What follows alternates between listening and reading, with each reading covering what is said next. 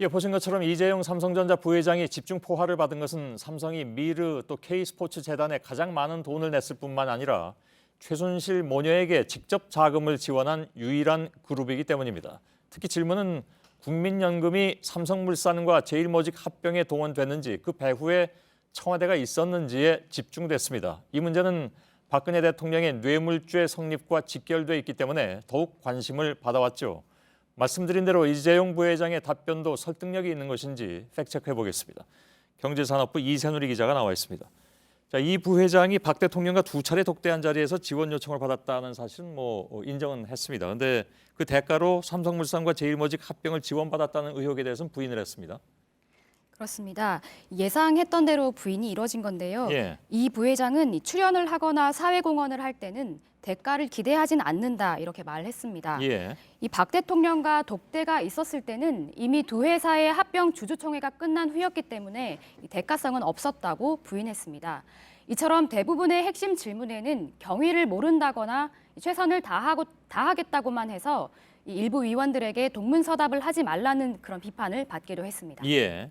자, 이거 좀 따져봐야 될 문제인데 이 부회장이 자신의 경영권 승계를 위해서 두 회사를 합병을 했고 여기 대가성에 지원이 있었다. 이것이 이제 핵심이었잖아요. 여기에 대해서 뭐라고 얘기를 했습니까? 역시 부인했습니다. 해당 발언 먼저 들어보겠습니다. 예. 의원님 송구스럽지만 그 양사의 합병이 무슨 제 승계나 이런 쪽과는 관계가 없고 제가 모자라다고 꾸짖어 주시고 예. 예, 하지만 이 시간을 좀 되돌려 보겠습니다. 합병이 발표됐을 당시는 이건희 회장이 쓰러진 지 1년이 넘은 때였고 2014년 말에는 이미 제일모직이 상장되는 등 지배구조 개편 작업은 공공연하게 진행되고 있었습니다. 예. 지분 구조를 보면 더욱 쉬운데요. 당시 이 부회장이 보유한 삼성전자 지분은 0.57%뿐이었습니다. 하지만 상대적으로 가격이 높은 삼성전자 주식을 사는 대신 합병된 삼성물산을 통해 삼성전자 지배력을 높일 수 있었습니다.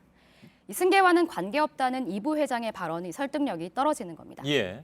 결국 핵심은 이제 청와대가 국민연금을 동원해서 합병 지원에 나섰느냐 여부가 이제 되는 거 아니겠습니까?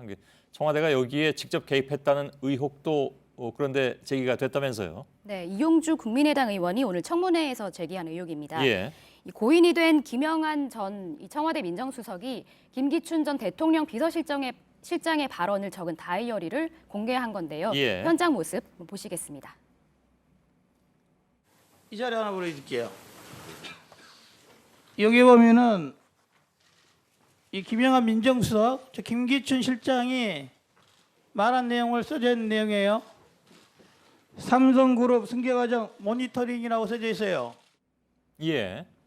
청와대가 이 삼성의 경영권 승계가 제대로 되고 있는지 사실상 챙겨보고 있었다는 뜻입니다. 예. 이 대가성이 없었다는 이 부회장의 발언과도 크게 대치되는 부분인데요.